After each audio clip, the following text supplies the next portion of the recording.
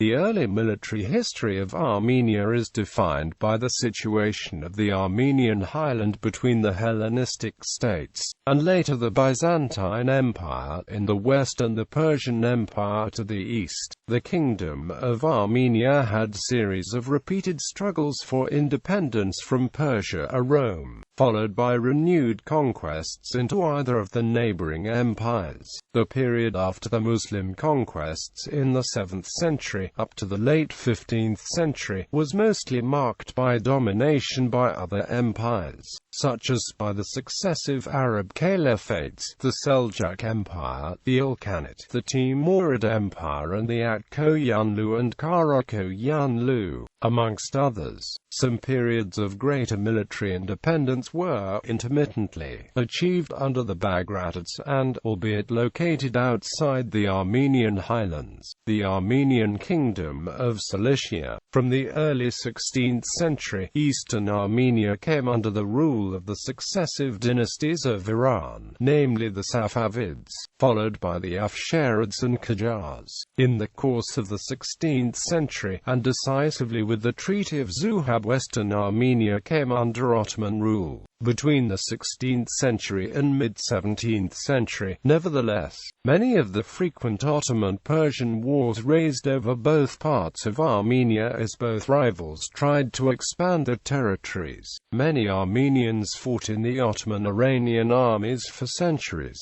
In 1828, Iran ceded eastern Armenia to the Russian Empire. Thus, from 1828 and on, historical Armenia was again situated between two empires, this time the Ottoman Empire versus the Russian Empire. During the events of the Armenian Genocide, many Armenians resisted the actions of the Turkish government and took up arms. In 1991, when, following the dissolution of the USSR, the Armenian Republic was founded, hostile relations with the neighboring Azerbaijan Republic and the Nagorno-Karabakh War have been marked as being the most important military matters in Armenia. Antiquity. Artaxid dynasty in Armenian Hellenistic state was founded in 190 BC and ruled by the Artaxid dynasty. At the height of its power, Great Armenia spread over parts of what is today the Caucasus, Turkey, Syria, and Lebanon. After its expansion under the leadership of Tigranes II, it confronted the Republic of Rome. Although it briefly lost its independence, it reaffirmed itself in the region with the Arsacids dynasty of Armenia. For then on, Romans and Persians both tried to create close relations with the Armenians. Although the Arsacid dynasty was of Iranian origin, it severed its relations with Persia when the rival Sassanid dynasty took over, and further when Armenia accepted Christianity in 301.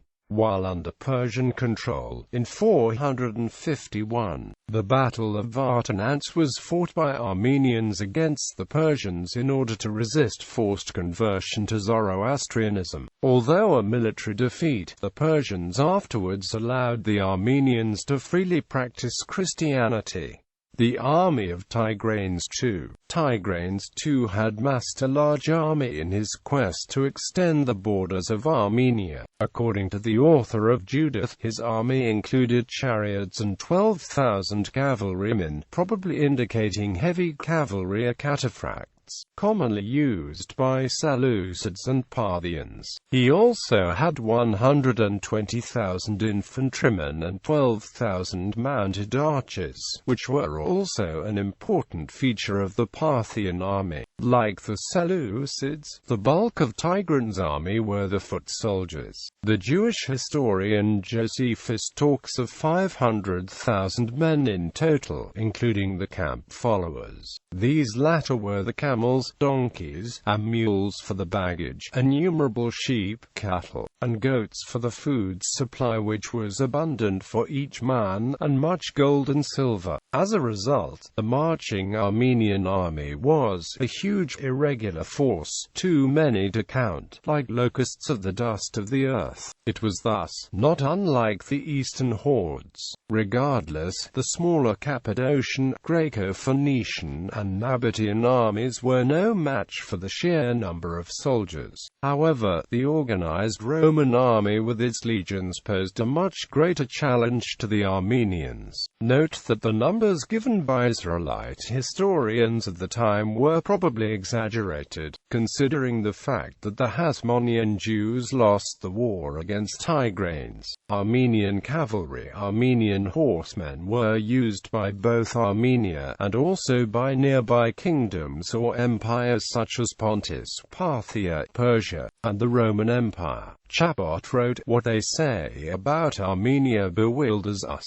How could this mountain people develop such a cavalry that was able to measure itself against the horsemen of the Medes? One thing which is certain is the fact that Armenia was a source of excellent well-bred horses. The people in this country had discovered that horses were not just an economic asset, but could also be used for military purposes." Quote, "In Sassanid Persia, the Armenians were accorded a status similar to the elite Savaran of the Persian army. The equipment of the Armenian cavalry was similar to that of the Savaran. Pro-Sasanian Armenian cavalry units fought under Sassanid banners and were allowed to enter the royal capital, Ctesiphon. The Armenians were in fact honored for the services. For example, General Smerbat Bagratuni was accorded particular honor and attention by Khosrau II. In 619, due to his victory over the Turks who then resided in Central Asia, he was given gifts, such as lavishly decorated robes, and the command of a number of the king's royal guards. Khosrau II also raised him to third in rank among the nobles of the court. Moreover, pro-Sasanian Armenians supplied excellent light cavalry and infantry, who were notable for using slings to repel enemy cavalry, and spears for close combat. Early Middle Ages. Armenia in the Byzantine Empire. During the Byzantine occupation of Western Armenia, the Armenians were considered an important element of the Byzantine army. As a result, they were encouraged to settle in distant regions of the Byzantine Empire in order to serve there. For example, in the 6th century, Emperor Maurus encouraged Armenians to settle around Pergamum in western Anatolia. The Armenian troops became more and more important towards the 7th century. 2000 formed an armored cavalry elite on the Danube frontier against the Avars, a nomadic people who were invading Europe. Others even defended the imperial capital of Constantinople. Traditional Armenian arms and armor. David of Sasson is an Armenian national epic that developed towards the Middle Ages during the Arab occupation of Armenia. Traditional Armenian arms and armor seem to be reflected in it. In this oral tale, the warrior wears a padded helmet, a mail shirt, and a lamellikuras plus metal leg defenses and a large shield. His weapons include sword, spear, bow and arrows, but primary importance goes to the mace. Constant reference to such weapons being thrown by horsemen, and even of a mace pinning a rider's leg to his saddle, seem to suggest that later transmitters of this oral tale might have been confusing the mace guz with the heavy javelin known in Iran as gazar. Javelin combat between horsemen with blunted weapons is still a popular game in eastern Anatolia, where it is known as Serit. Bagratid Kingdom of Armenia. Following Byzantine occupation of Western Armenia, Sassanid occupation of Eastern Armenia, and subsequent Arab conquest of the region, the Armenians re-established the sovereignty over their ancestral lands in the form of the Bagratid Kingdom of Armenia. In Armenia, local Nagaras were able to raise 25,000 to 40,000 men, but such a levy was rare. The country was strongly fortified. It is said that 70 castles defended the province of Vaspurakan near Lake Van. There existed a special regiment of mountaineers who were trained to roll rocks onto the foes. In siege warfare, Armenians used iron hooks to help them climb fortification walls, and large leather shields to protect them from anything that would be dropped from above. Each Nagora led a force of free men under his own coat of arms. Armenians were well equipped for the time, as the country was rich in iron. The Armenian army also consisted of heavy cavalry called others.The. These others.The were said to be the strongest cavalry force of the time. Levies were recruited from the commoners in Armenia. Christian Armenian levies would fight for Christianity for any of the Christian armies of the time. It is said that most of Vatin Mamukonian's army were Christian levies. Fortifications of Ani. During the reign of King Ashot III, Ani became the capital of Armenia. It was a naturally protected city, built on a triangular plateau, its only vulnerable part being the north. In order to protect the future capital of Armenia and its inhabitants, the king built defences across the narrowest point of the site. However, upon being declared capital of the kingdom, the city expanded quickly. Consequently, a line of massive double walls were built further to the north during the reign of King Smerbat II. These northern walls are the most impressive part of Ani. The rest of the city was also well protected by fortifications and towers. High Middle Ages. Involvement in the Byzantine army. In the late 10th and early 11th centuries, Armenian involvement in the Byzantine army came from three different sources: allied contingents from Bagratid Armenia, soldiers regularly recruited by the Byzantine army, as well as emigrants from Arab-controlled parts of Armenia. The fall of Bagratid Armenia and the subsequent dispersion of Armenians throughout eastern Anatolia filled the ranks of the Byzantine army with Armenian military units. Tagmata Armenian. In this period, some dukes of Antioch, as well as those of Chaldea and Mesopotamia, were thought to have such units under their command. Because of the Armenian presence in the Byzantine military in those areas, these three themes, or districts, were called Armenica Themata. An Armenian contingent in the Byzantine army fought and terrorized the Arabs of Crete in 960 to 961 when Nicephorus Phocas invaded the island, and in 965 a contingent was sent to Cilicia as well. Under John Zimisces, an Armenian contingent also participated in the campaigns against the Rus in 971, and under Basil II in 986.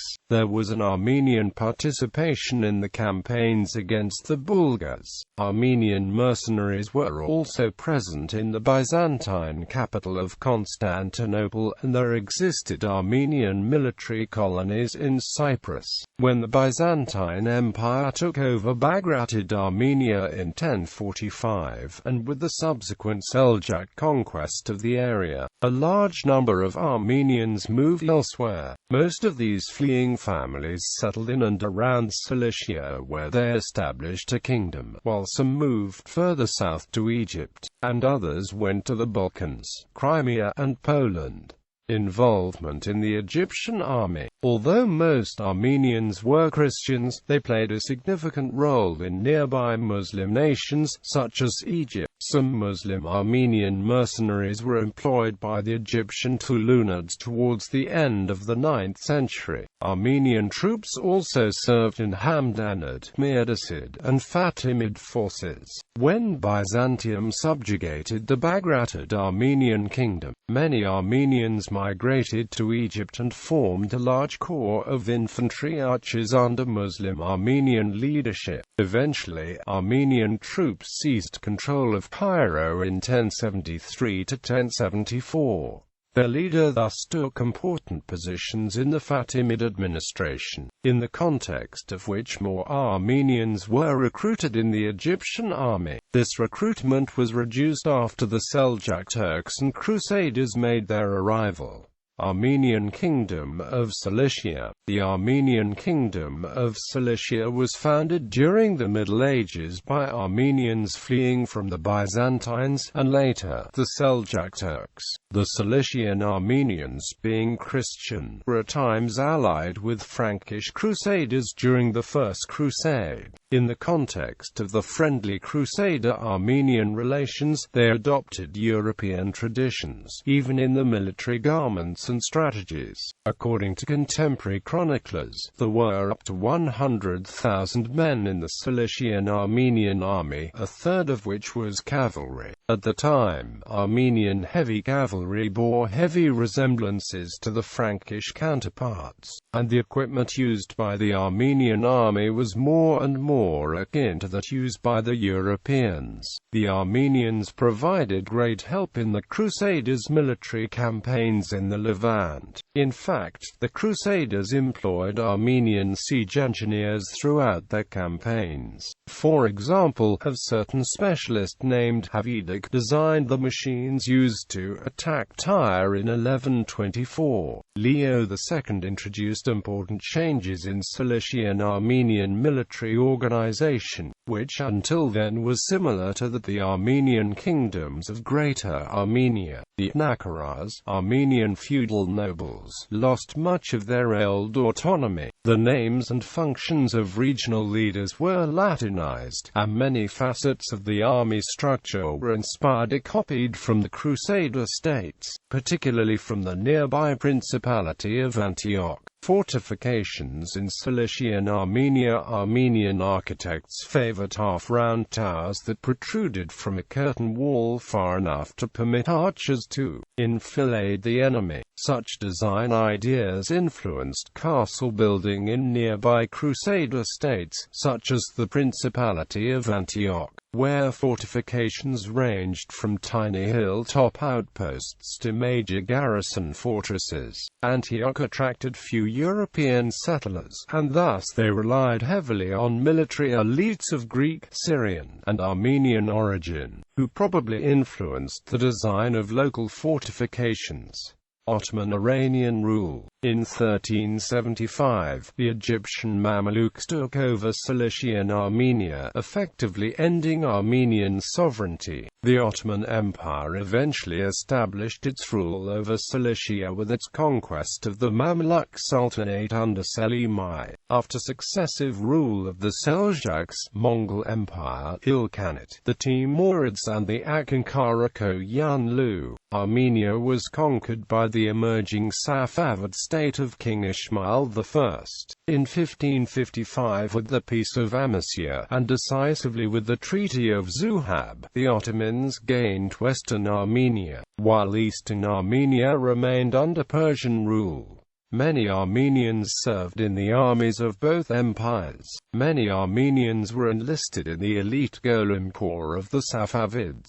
The Ottoman army at its earlier stage enjoyed the service of Armenian infantry archers who relied on an old-fashioned composite bow. They wore muted colors of black as a result of the Ottoman laws which reserved brighter costume for the Turkish elite. Later on, some Armenian children were raised as janissaries. The eastern part of the traditional Armenian lands was given to Imperial Russia by Koyunlu in 1828, conform the Treaty of Turkmenchay. Armenian militia. The Armenian militia were irregular units who voluntarily left their families in order to fight and defend Armenian villages and city quarters from Ottoman aggression and massacres. There were often only a handful of fedaïs during the battles against the Ottoman troops and Kurdish irregulars. Their distant goal was to gain Armenian autonomy or independence depending on their ideology and degree of oppression received by Armenians. Some of them also helped the Iranian revolutionaries during the revolution. World War I. The Armenian people were subjected to a genocide by the Young Turk government during World War I. Between 1.5 million and 2 million men, women and children were killed. Armenians often resisted the actions of the Turkish government, such as during the Van resistance. With the establishment of the Democratic Republic of Armenia in the Caucasus campaign after the collapse of the Russian Empire in Army, the newly organized army fought a couple of battles against the Ottoman Empire. Victory at the Battle of Sadarapat proved that the Armenians were a capable power, but ultimately the Armenians were forced to surrender most of their land and weapons. During the same time, the Democratic Republic of Armenia also faced the Georgian-Armenian War 1918 and Armenian-Azeri War 1918. Aftermath. In 1920, Armenia fought a series of battles with Turkey during the Turkish-Armenian War. After an invasion by the Soviet Red Army, Armenia was absorbed in 1921 by the Soviet Union. World War II. Armenia participated in the Second World War on the side of the Allies under the Soviet Union. Armenia was spared the devastation and destruction that wrought most of the Western Soviet Union during the Great Patriotic War of World War II. The Nazis never reached the South Caucasus, which they intended to do in order to capture the oil fields in Azerbaijan. Still, Armenia played a valuable role in aiding the Allies both through industry and agriculture. An estimated 300–500,000 Armenians served in the war, almost half of whom did not return. Armenia thus had one of the highest death tolls per capita among the other Soviet republics, Georgia with the highest. 119 Armenians were awarded with the rank of Hero of the Soviet Union. Many Armenians who were living in the areas occupied regions of the Soviet Union also formed partisan groups to combat the Germans. Over 60 Armenians were promoted to the rank of general, and with an additional 4 eventually achieving the rank of Marshal of the Soviet Union. Hovhan Bagramyan, Admiral Ivan Isakov, Hamazos Babadjanian, and Sergei Kudyakov. The Soviet aircraft designer Artem Mikoyan was also an Armenian. The 89th Tamanian Division, composed of ethnic Armenians, distinguished itself during the war. It fought in the Battle of Berlin and entered Berlin, Nagorno-Karabakh. During the 20th century, Nagorno-Karabakh had been denied an Armenian identity by the succeeding Russian, British, and Azeri rulers. The Armenians of Nagorno-Karabakh had accused the Soviet Azerbaijani government of conducting forced ethnic cleansing of the region. The majority Armenian population, with ideological and material support from Armenia, started a movement to transfer the territory to Armenia. The issue was at first a war of words in 1987. In a December 1991 referendum, the people of Nagorno-Karabakh approved the creation of an independent state. A Soviet proposal for enhanced autonomy for Nagorno-Karabakh within Azerbaijan satisfied neither side. After the dissolution of the Soviet Union in 1991, a land war erupted between the Armenians and Azerbaijan over the disputed area. In the post-Soviet power vacuum, military action between Azerbaijan and Armenia was heavily influenced by the Russian military. Furthermore, the Azeri military employed a large number of mercenaries from Ukraine and from Russia. As many as 1,000 Afghan mujahideen participated in the fighting. There were also fighters from Chechnya fighting on the side of Azerbaijan. By the end of 1993, the conflict had caused thousands of casualties and created hundreds of thousands of refugees on both sides. By May 1994, the Armenians were in control of 14% of the territory of Azerbaijan. As a result, the Azerbaijanis started direct negotiations with the Karabakhi authorities. An unofficial ceasefire was reached on May 12, 1994 through Russian negotiation, but a final resolution to the conflict has yet to be realized. Statistics. Victories are in light gray, losses are in red.